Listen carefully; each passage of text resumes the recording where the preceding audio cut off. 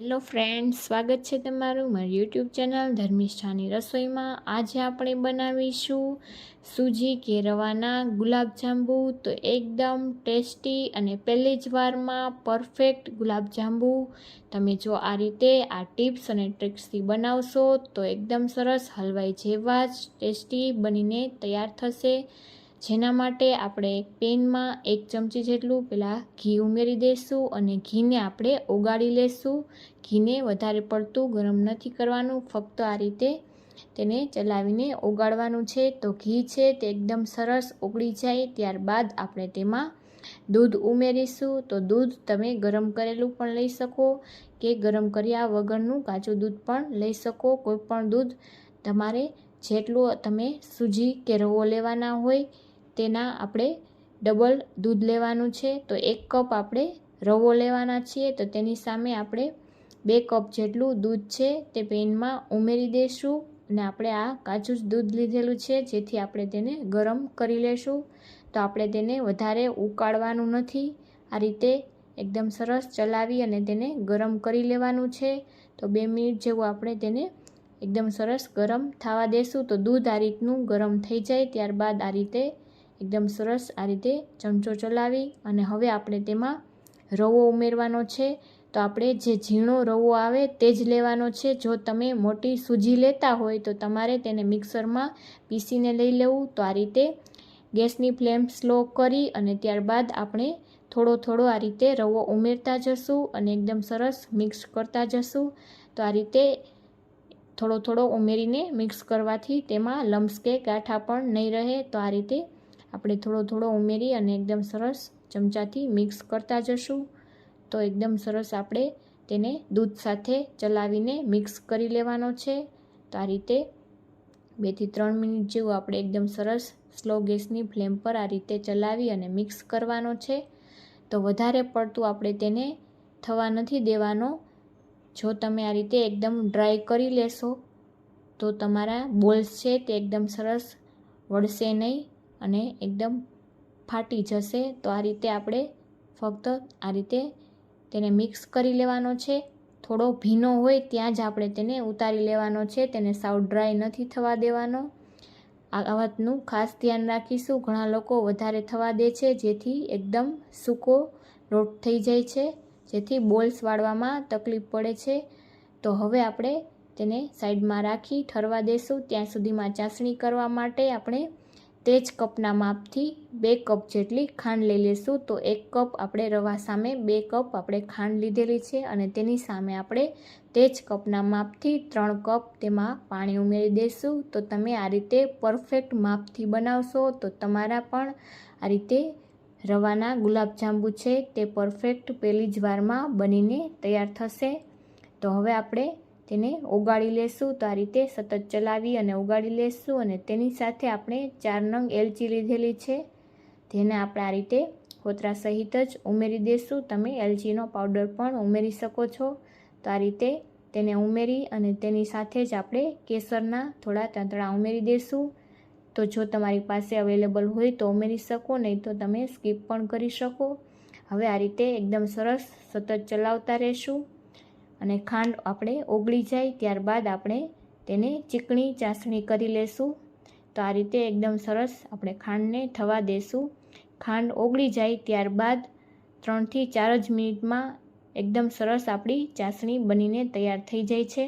તો આ રીતે તમે જોઈ શકો છો કે કેસરનો કલર પણ એકદમ સરસ આવી ગયો છે અને એકદમ સરસ આપણી ખાંડ પણ ઓગળી ગઈ છે। હવે આપણે આ રીતે સતત ચલાવતા રહેશું અને આપણે ચાસણી કરી લેશું। તો આ રીતે વચ્ચે ચેક કરતું જવાનું। તો હજુ આપણી ચાસણી થઈ નથી, આપણે હાથમાં લેશું તો થોડી ચીકણી લાગે એ રીતની આપણે ચાસણી તૈયાર કરવાની છે। તો આ રીતે આપણે 4 થી 5 મિનિટ જેવું થવા દઈ અને આપણે આ રીતે તેને ચમચામાં લઈ ઠંડી કરી અને ચેક કરી લેશું। તો તમે જોઈ શકો છો કે ફક્ત તે ચીકણી જ થઈ છે, તેનો 1 તાર કે 2 તાર નથી થતો। તો આપણે કોઈ પણ તાર કરવાના નથી, ફક્ત આટલી ચીકણી ચાસણી જ ખાલી આપણે કરવાની છે।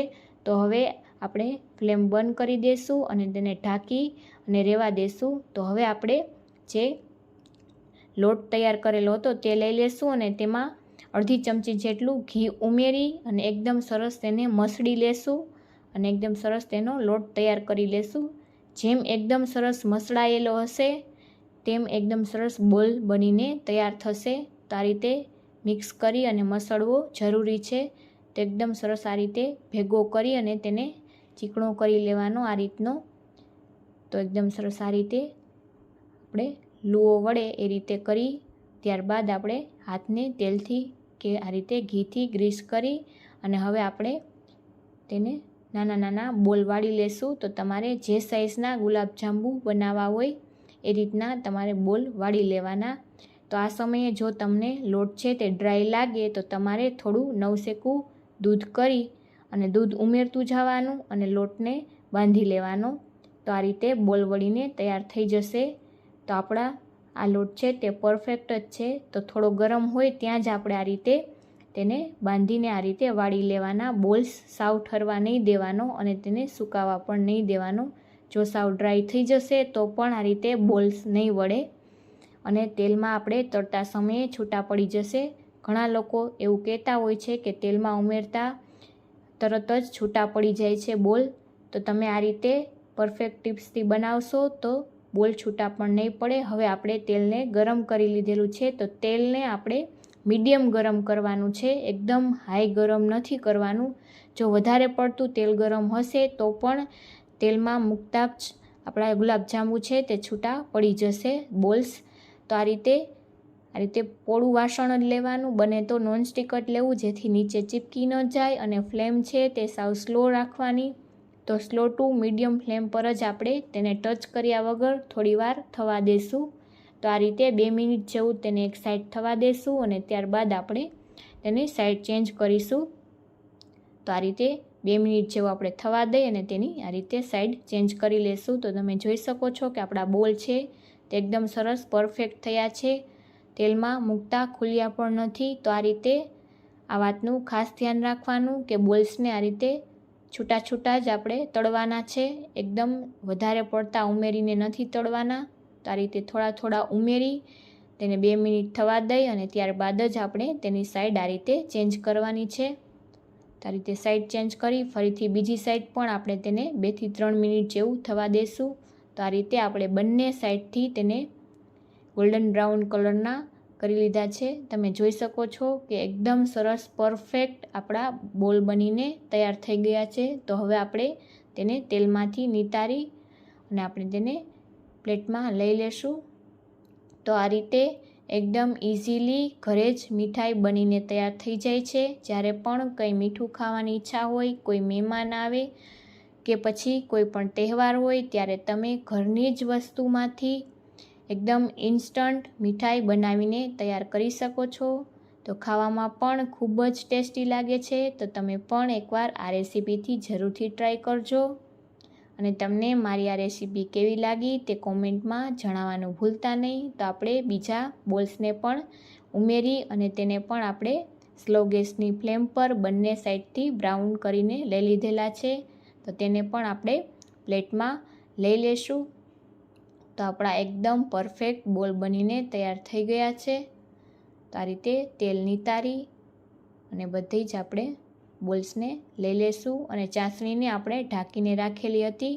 તો આપણે એકદમ વધારે ગરમ પણ નહીં અને સાવ ઠરેલી પણ નહીં તેવી ચાસણી આપણી હોવી જોઈએ, જેથી એકદમ સરસ આપણા ગુલાબજાંબુ છે તે ચાસણીથી ભરપૂર બનીને તૈયાર થાય. તો હવે આપણે બધા જ બોલ્સને તેમાં ઉમેરી દઈશું ચાસણીમાં. તો આપણી ચાસણી છે તે અત્યારે મીડિયમ ગરમ છે. તો આ રીતે બધા જ ઉમેરી અને આપણે તેને 30 થી 40 મિનિટ જેવું રહેવા દેશું. તો આ રીતે બંને સાઈડથી તેને આપણે ચાસણીથી એકદમ સરસ ગ્રીસ કરી લેશું એકદમ. તો આ રીતે એકદમ સરસ પલળી જાય ત્યારબાદ એકદમ ટેસ્ટી આપણા ગુલાબજાંબુ રવાના બનીને તૈયાર થઈ જશે. તો કોઈ પણ જાતના માવા કે મિલ્ક પાવડર વગર એકદમ ટેસ્ટી એવા આપણા ગુલાબજાંબુ બનીને તૈયાર થઈ જાય છે. તો તમે પણ એકવાર આ રેસીપીથી બનાવીને જરૂરથી ટ્રાય કરજો.